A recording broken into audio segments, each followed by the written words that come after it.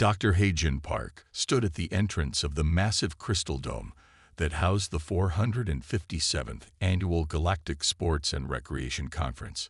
His hands were sweating slightly as he held his presentation tablet. This was humanity's first chance to host the Intergalactic Extreme Sports Championship, and he couldn't mess it up. The dome stretched up into the orange sky of Planet Nexus, its transparent walls showing the three suns setting in different directions.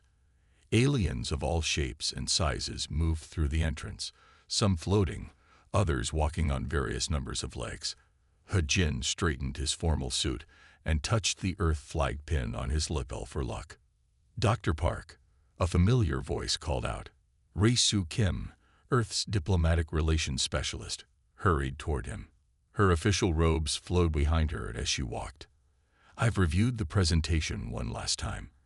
Are you sure we should show the wingsuit flying footage first? Maybe we should start with something gentler, like skiing." Heijin shook his head. "We need to show them our best. Humanity didn't come all this way to play it safe." He smiled at the irony of his words. Inside the conference hall, thousands of delegates from across the galaxy sat in hovering chairs arranged in a spiral pattern. The Earth delegation had seats near the middle, not quite at the bottom where the newest civilizations sat, but far from the prestigious top spots reserved for the founding members of the Galactic Union. A tall blue-skinned being floated to the center platform. "Welcome to the 457th Annual Galactic Sports and Recreation Conference," it said, its words automatically translated for everyone present. "Today's main topic is the hosting bid for next year's Intergalactic Extreme Sports Championship. We have an interesting new application from Sol 3, also known as Earth." Heijin stood up, his heart beating faster. This was it. He walked to the platform, plugged his tablet into the holographic projector, and began. "Honored delegates," he said, his voice clear and strong. "Earth would be proud to host the next championship. Let me show you some of our most popular extreme sports activities." The first hologram appeared. A human in a wingsuit flying through a narrow canyon, barely missing the rocks at incredible speed. The reaction was immediate. Several delegates gasped. One small green alien fell out of its hovering chair. "This is wingsuit flying," Heijin explained. "Humans use special suits to glide through the air at speeds over 200 kilometers per hour." A delegate with tentacles raised 3 of them. "Excuse me," it said, "but there seems to be an error. Your simulation shows actual living beings doing this activity." "This is not a simulation," Heijin replied. "This is actual footage from last year's wingsuit competition in Norway."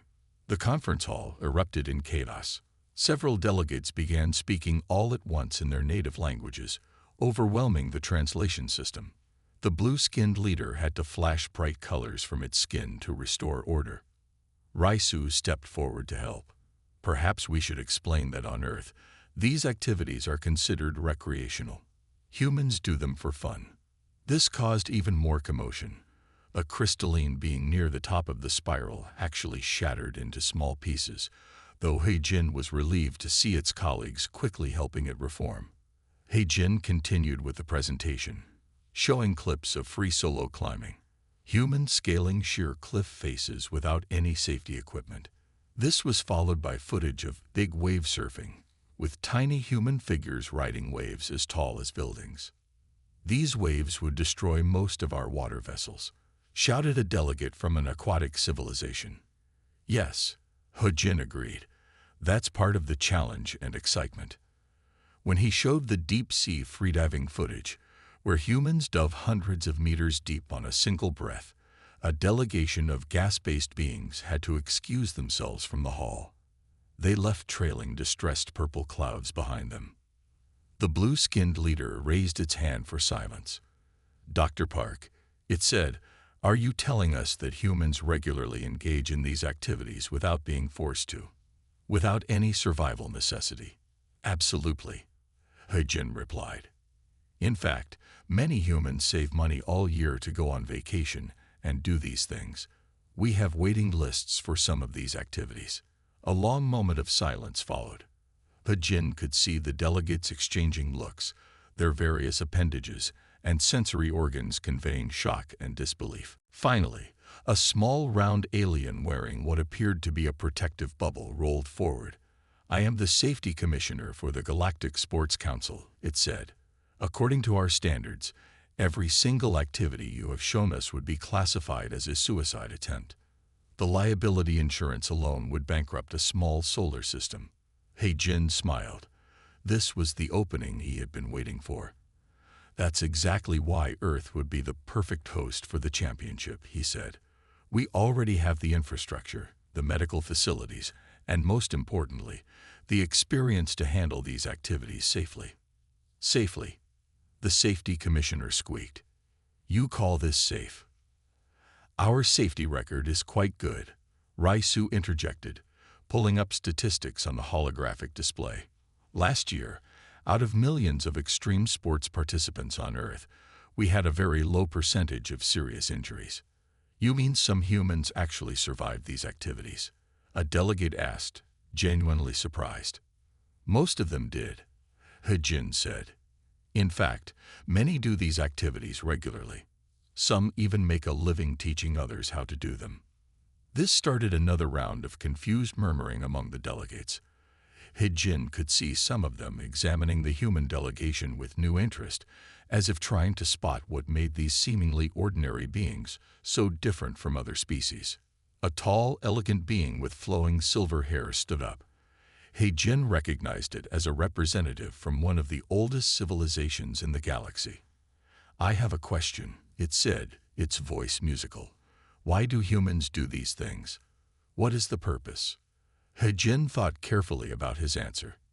"For the challenge," he said simply. "To push our limits. To feel alive. Some humans say they never feel more present, more connected to life, than when they're doing these activities." "But you could die," the safety commissioner said. "Yes," He agreed. "That's part of what makes it meaningful. The risk makes the achievement more valuable." The blue-skinned leader conferred quietly with several other officials. Finally, it turned back to He.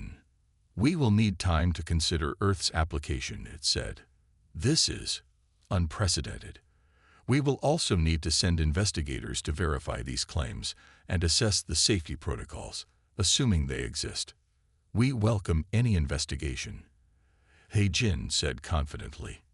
"In fact, we'd be happy to demonstrate these activities for your investigators personally." This caused another crystalline being to shatter, and the hall erupted in concerned chatter once again. As He and Raisu walked back to their seats, she whispered, "That went better than expected." "Did it?" He asked, noticing how many delegates were now keeping a careful distance from the human section. "Well, no one died from shock, and they didn't immediately reject our application," she said. "I'd call that a win." He looked around the hall, seeing the mixture of horror, fascination, and curiosity on the various alien faces.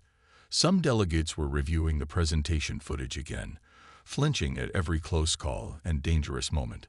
Others were engaged in heated discussions, gesturing toward the human delegation with various appendages. "Do you think they'll send investigators?" he asked. Raisu smiled. "After what they saw today, they'll probably send their entire safety department. We should warn the extreme sports community back home to expect some very nervous alien visitors." As if to prove her point, the safety commissioner rolled past them in its protective bubble, giving them a wide berth and muttering something about crazy oxygen breathers under its breath. The conference continued with other presentations, but He noticed that no one was really paying attention. The delegates kept glancing at the human delegation, probably wondering what other death-defying activities these strange beings considered fun. At the end of the day, as the three sons of Nexus set in their different directions, He received a message on his tablet. The Galactic Safety Council had already appointed their top investigator to visit Earth. They wanted to begin their assessment as soon as possible. "Well," Raisu said, reading the message over his shoulder, "at least they're taking us seriously." He nodded, already thinking about how to prepare for the investigation. He had a feeling that showing aliens the reality of human extreme sports up close would be even more interesting than today's presentation. As they walked back to their ship, he could hear snippets of conversations from passing delegates. "Did you see the one where they jumped off the cliff with nothing but a rope? I heard they do these things for entertainment.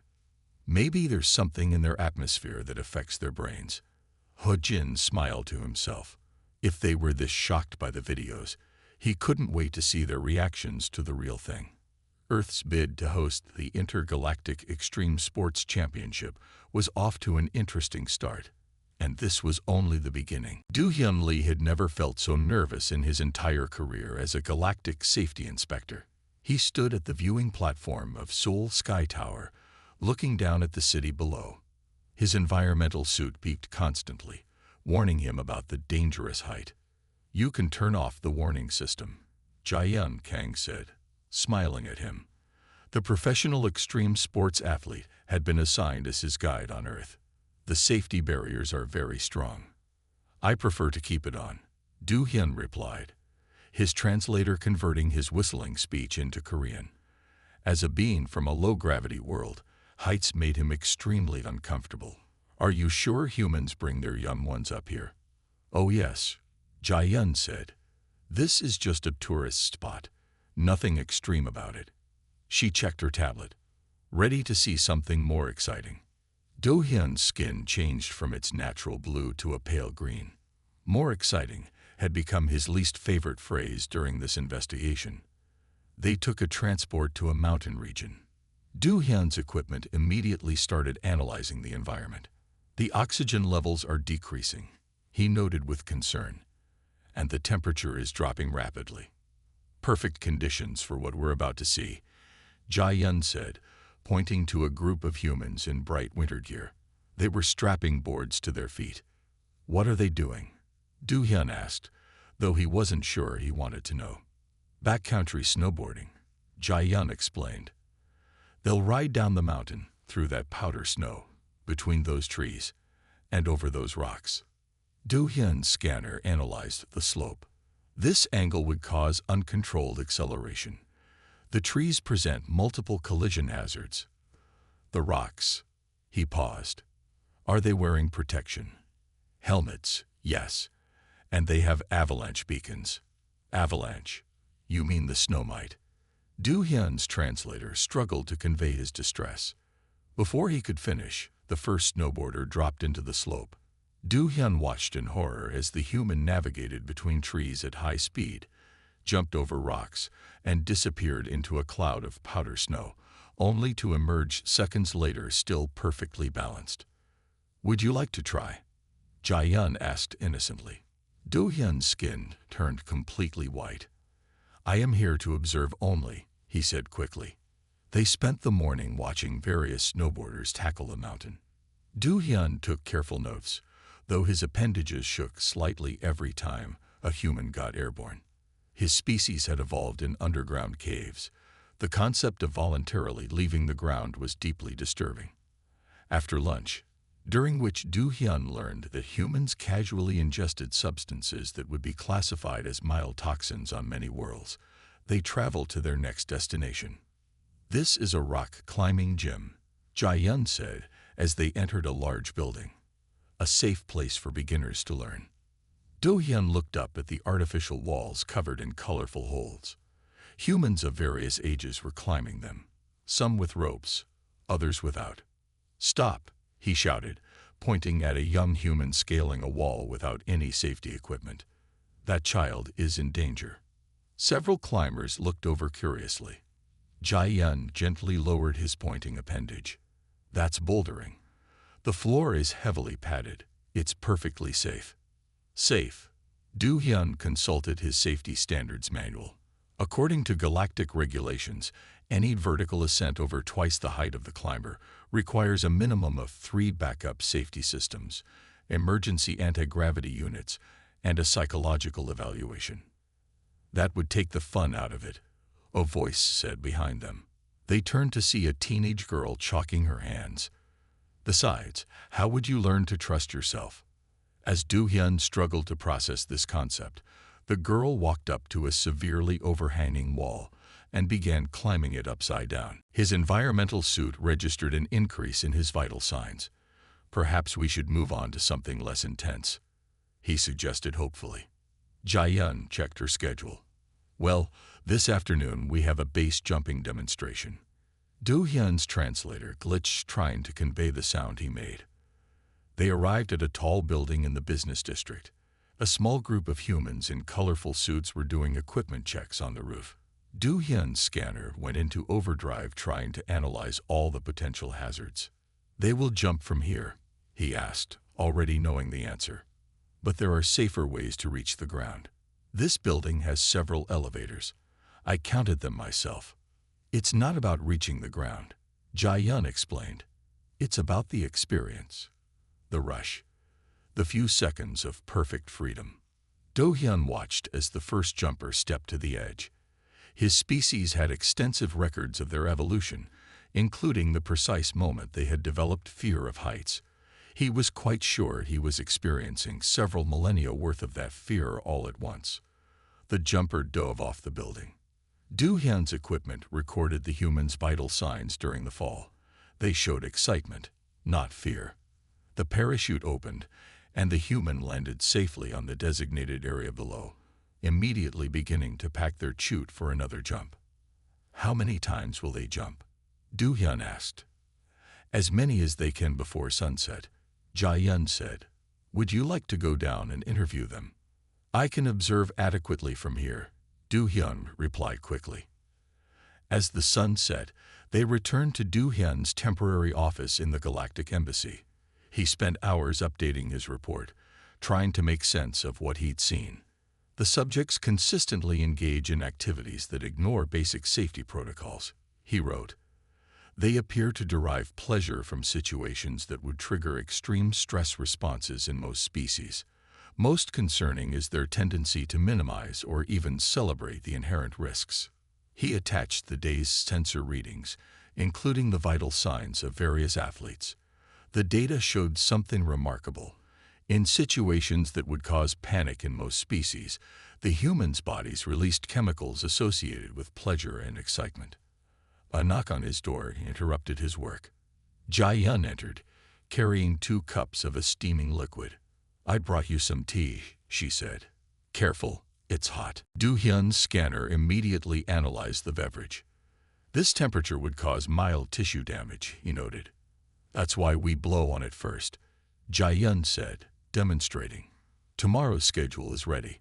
I thought we'd start with white water rafting, then maybe check out some mountain biking trails. There's more." Do-hyun's skin cycled through several colors.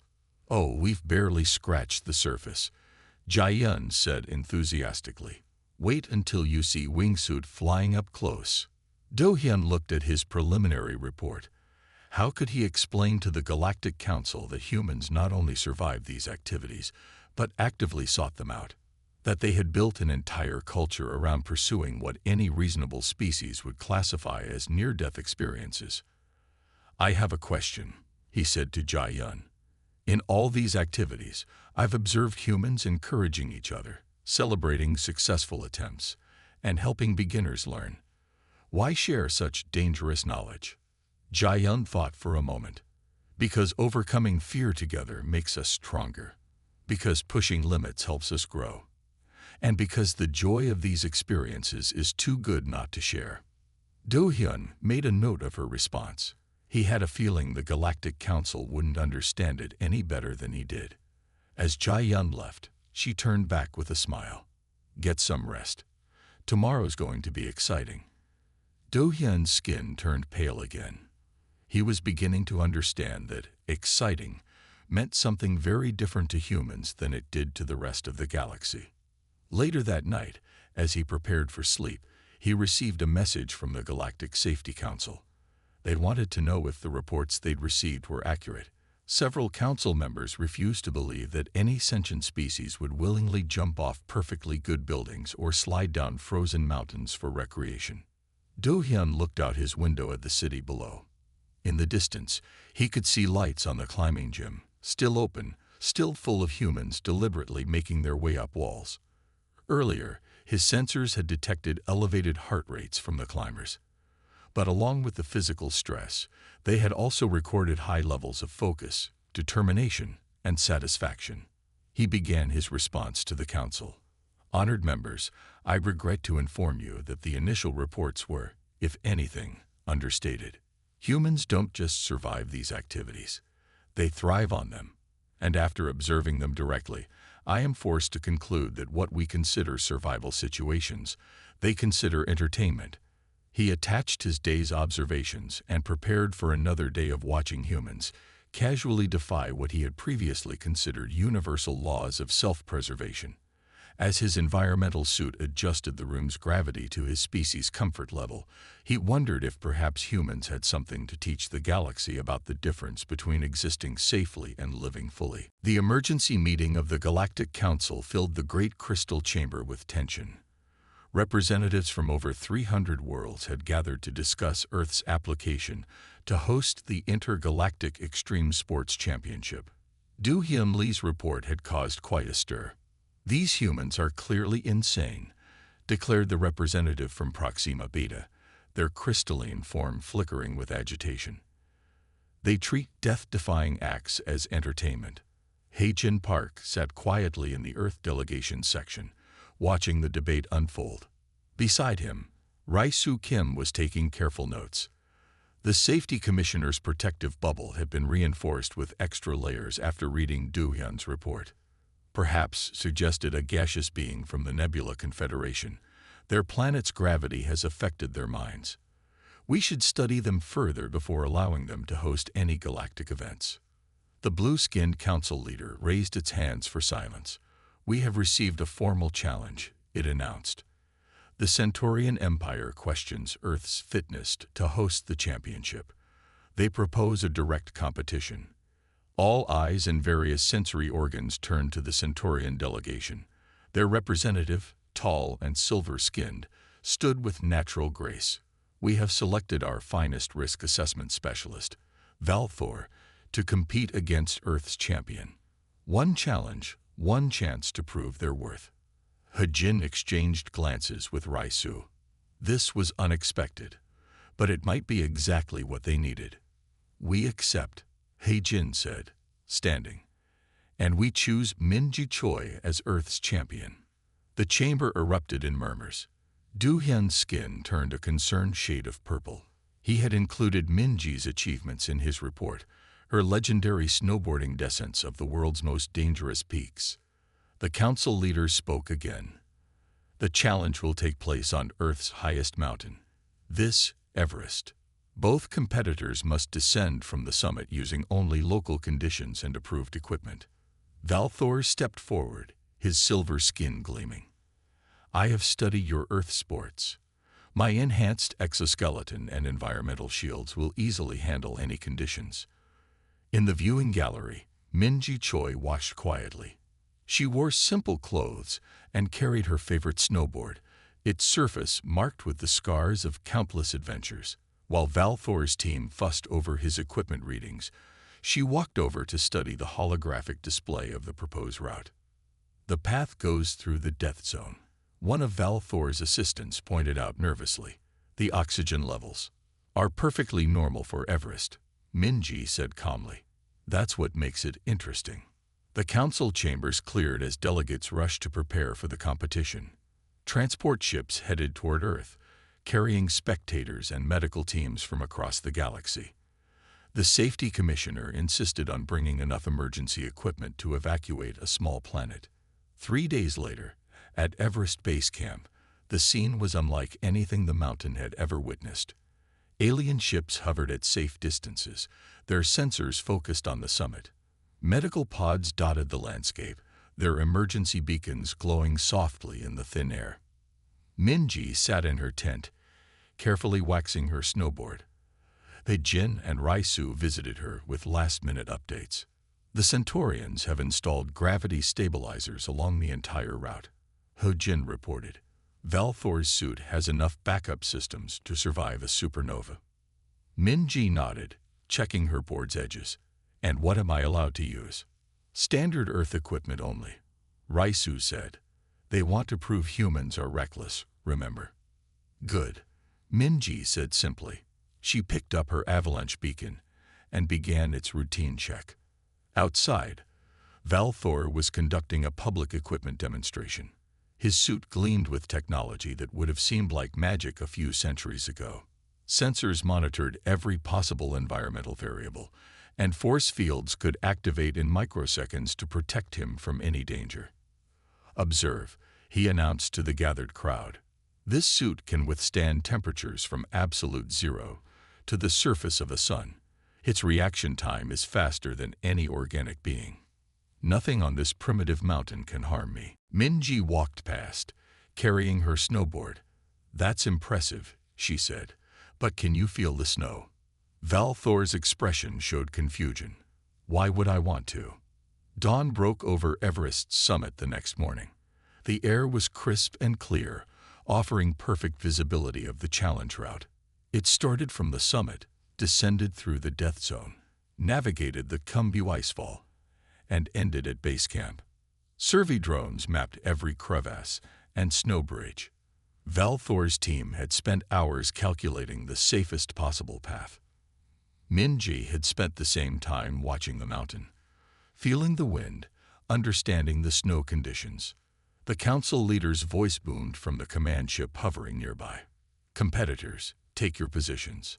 Valthor stood at the start point, his suit humming with power. Minji stepped up beside him, dressed in standard mountaineering gear, her snowboard strapped to her back. You understand, Valthor said to her, that my suit's sensors have already mapped every possible hazard. I cannot fail. Minji smiled. The mountain always has surprises. That's what makes it fun. The starting signal flashed. Valthor's suit activated its full array of protective systems as he began his careful descent. Minji took a moment to feel the wind, then dropped in behind him. What followed would be talked about in the Galactic Council for centuries to come. Valthor moved with mechanical precision, his suit calculating every step. Minji flowed with the mountain, reading the snow, using natural features to maintain speed while staying in control. Where he saw dangers to be avoided, she saw opportunities to be seized. Halfway down, they encountered their first major obstacle, a massive crevasse. Valthor's suit began deploying a bridge of energy. Minji simply adjusted her trajectory, built up speed, and soared over the gap with a graceful method grab, landing softly on the other side. The alien spectators watching through their ship's sensors couldn't process what they were seeing. According to their instruments, what Minji was doing should have been impossible. She was operating with reaction times that rivaled Valthor's suit, but she was doing it with pure human skill and instinct. In the Kumbu icefall, Valthor's superior technology seemed to give him the advantage. His sensors warned him of unstable ice sections before he reached them. But Minji had something better. Years of experience reading ice conditions and understanding the subtle signs of movement. When a massive serac began to collapse, Valthor's suit detected it seconds before it fell. He activated his emergency shields, preparing to wait out the danger. Minji saw it coming too, but instead of stopping, she used the changing terrain to her advantage, riding the moving snow like a wave. The alien observers were recording everything, their scientific instruments trying to make sense of how a human could not only survive, but thrive in conditions their safety protocols classified as unsurvivable. Near the bottom of the course, Valthor's suit began to show signs of strain. It had been forced to activate its emergency systems so many times that its power reserves were running low. More importantly, the constant need to recalculate routes and adjust to changing conditions was overwhelming its processors. Minji, on the other hand, seemed more alive than ever. Her face showed intense concentration mixed with unmistakable joy. Where Valthor saw chaos that needed to be controlled, she saw a dance that needed to be joined. The final stretch to base camp lay before them. Valthor's suit had mapped out the mathematically perfect line through the remaining obstacles.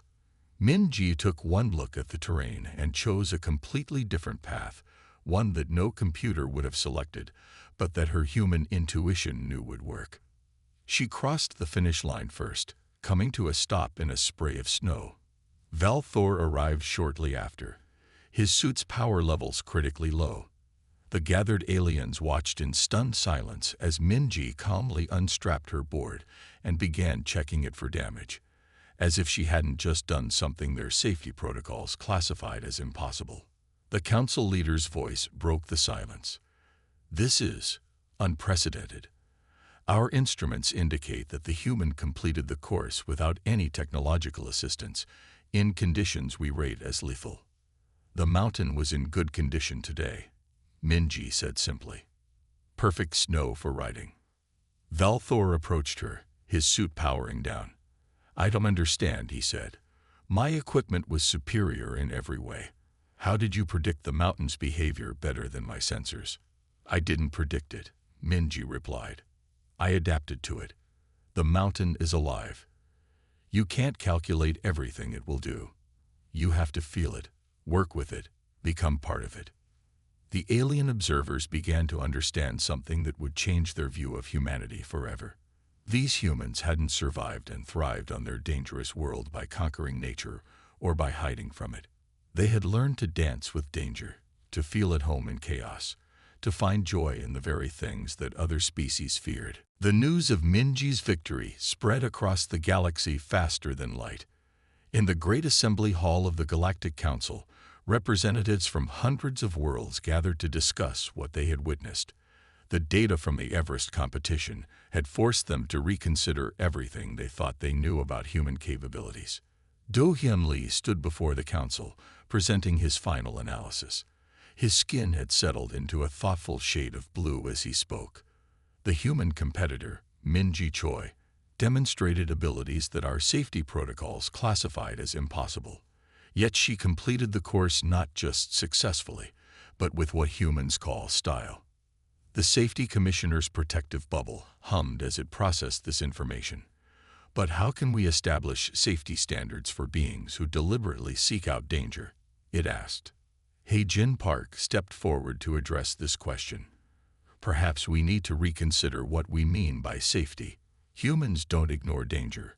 We respect it, study it, and learn to work with it." In the weeks following the competition, research teams from across the galaxy arrived on Earth. They wanted to understand how humans could achieve such extraordinary feats without relying on advanced technology. The studies produced some fascinating results.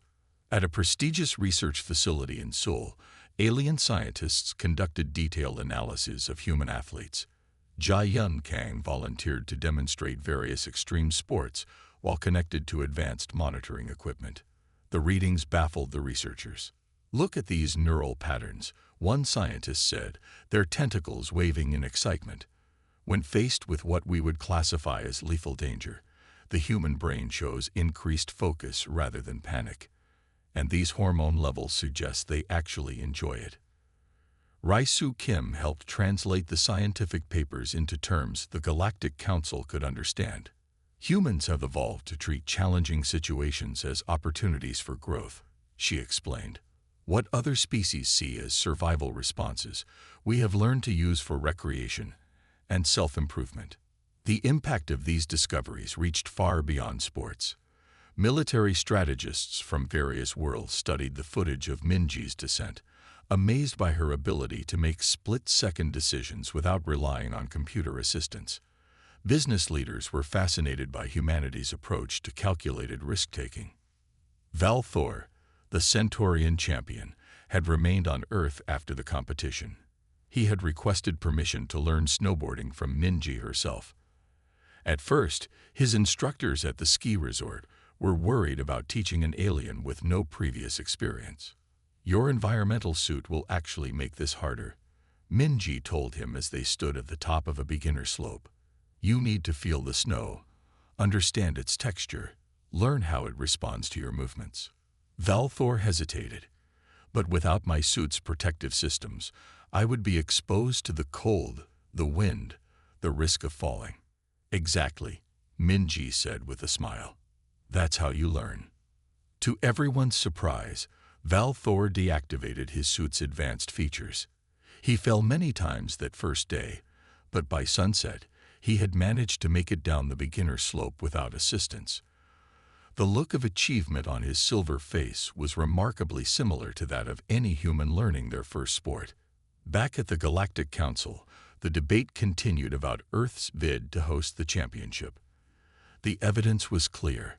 Humans had a unique approach to challenging activities that no other known species had developed. Their entire civilization seems built on pushing boundaries, noted a representative from a gas giant world. Look at their history. They explored their entire planet before they had proper technology, crossed oceans in wooden vessels, climbed mountains, because they were there. The council leader called for order as the discussion grew heated. We must make a decision. Earth has proven their capability, but can we in good conscience encourage other species to attempt these activities? He Jin saw his opportunity. Honorable Council, he said, standing. We don't propose that everyone should attempt everything. On Earth, we have a saying, walk before you run. We suggest starting with easier activities and proper training. To demonstrate his point, he showed new footage from the ski resort, where Val Thor was learning. The Centaurian champion was now helping other alien visitors try simple snow sports, all under careful supervision. Some wore modified environmental suits, others had special equipment adapted to their unique physiologies, but all were experiencing the unique thrill of controlled risk-taking. Remarkable. The safety commissioner admitted, its protective bubble slightly less opaque than usual. They've created a system where beings can gradually increase their comfort with challenging situations. Do-hyun added his professional observation. In my time on Earth, I've noticed that humans don't just chase danger blindly. They have extensive training programs, safety protocols, and rescue services. They've made an art of calculating and managing risk. The council chambers filled with discussion as representatives considered this perspective. Many were reviewing the data from Val Thor's learning experience, noting how his neural patterns had begun to show changes similar to those observed in human athletes. Min-ji had also been invited to speak. She stood before the council, her snowboard propped beside her podium.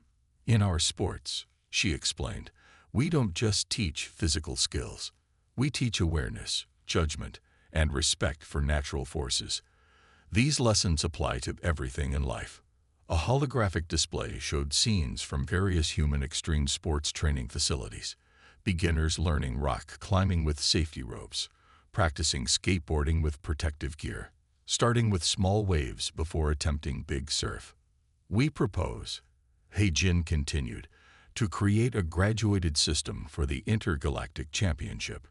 Different categories for different comfort levels, with proper training and safety measures for each species' unique needs. The safety commissioner's bubble brightened slightly. You mean, not everyone would need to jump off cliffs immediately? Exactly, Raisu confirmed. Each participant could choose activities that match their capabilities and gradually progress if they wish. The goal isn't to force everyone to do everything, but to offer opportunities for those who want to explore their limits. Val Thor, who had returned for the council session, stood to speak. As someone who has experienced this approach firsthand, I can attest to its value. These humans have found a way to transform fear into achievement, danger into opportunity. They don't ignore their survival instincts. They've evolved beyond them. The council chamber fell silent as everyone processed this statement. The concept was revolutionary. A species that had turned survival challenges into a path for growth and enjoyment. Do-hyun's final report appeared on the main display. While human extreme sports appear chaotic and dangerous to outside observers, they represent a sophisticated approach to personal development through controlled challenge. Their methods of teaching and safety management demonstrate an advanced understanding of risk assessment that rivals our most advanced computational systems. The council leader raised its hands for attention. We have much to consider. This isn't just about hosting a sporting event anymore. We may be looking at a completely new approach to species development. As the council prepared to vote on Earth's application, He Jin looked around the chamber. He saw fear and uncertainty in many alien faces, but he also saw curiosity, interest, and even excitement. Humanity had shown the galaxy something new, not just about sports, but about the very nature of growth and achievement. Minji stood quietly beside her snowboard, already planning the beginner slopes she would use to introduce alien visitors to the joys of snow sports. Jia-yun was designing modified equipment that would allow various species to try climbing safely. And somewhere on a small slope in Korea, Val-Thor was teaching other Centaurians how to feel the snow beneath their feet. 1 year after Minji's historic descent of Mount Everest, Earth was preparing to host the first truly intergalactic extreme sports championship. The preparations had transformed several of Earth's most famous extreme sports locations into unique venues capable of accommodating participants from across the galaxy. Heijin Park stood at the opening ceremony podium in Yosemite Valley, California. Beside him, Rai-Soo Kim was reviewing the final registration numbers. They had participants from over 50 different species, each ready to try their own version of human extreme sports. "I never thought I'd see this day," Heijin said, watching as alien ships carefully landed in designated areas. "Look at how many came." The valley had been modified to create what they called the Universal Adventure Zone.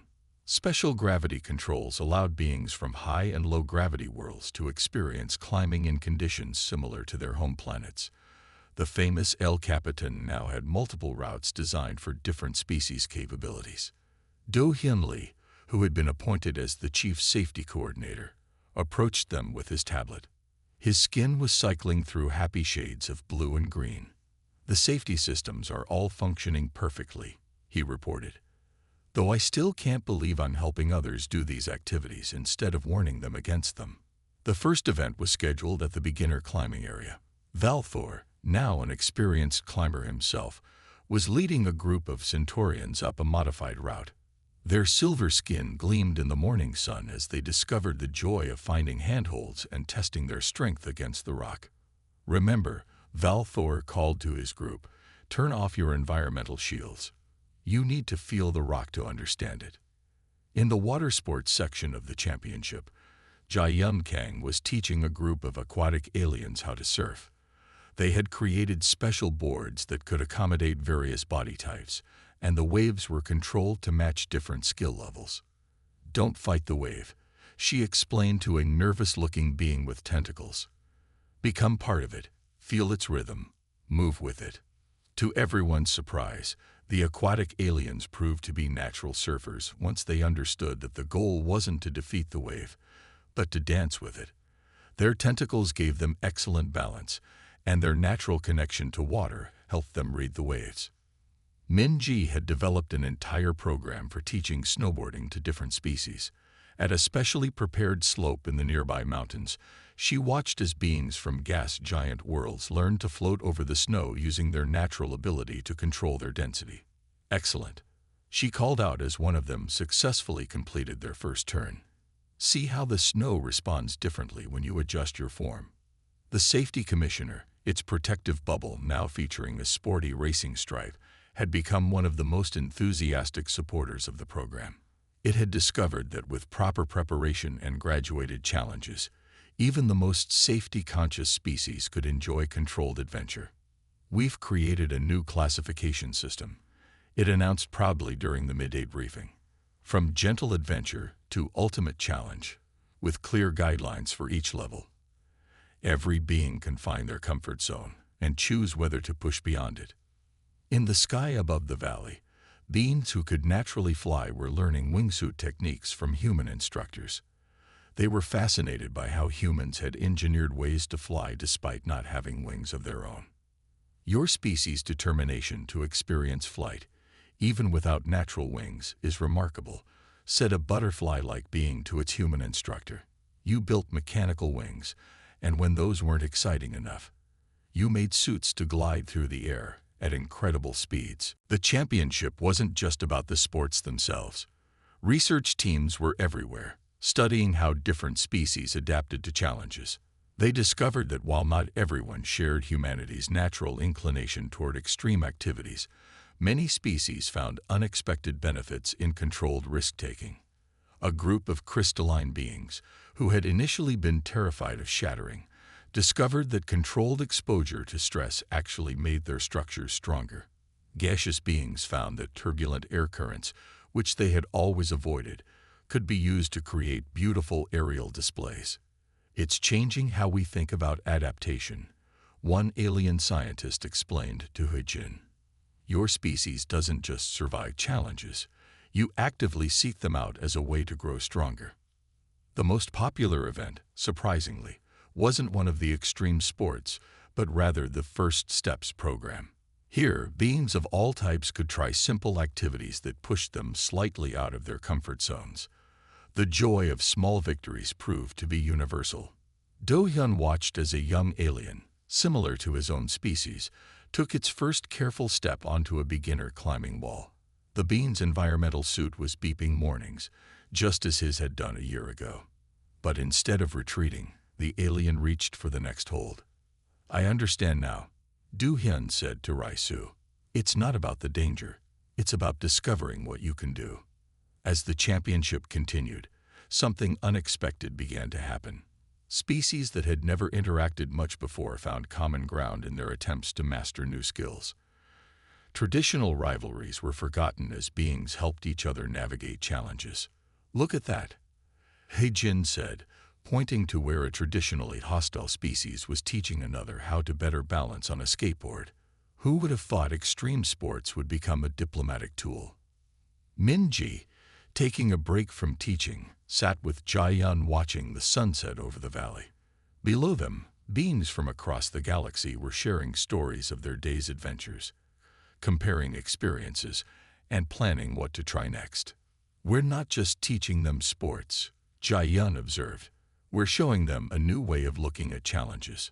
The championship concluded with a ceremony that celebrated not just the winners of various events, but every being who had pushed their personal boundaries. The Galactic Council officially recognized Earth as the center for what they termed advanced personal development through controlled challenge activities, though humans still preferred to call it extreme sports.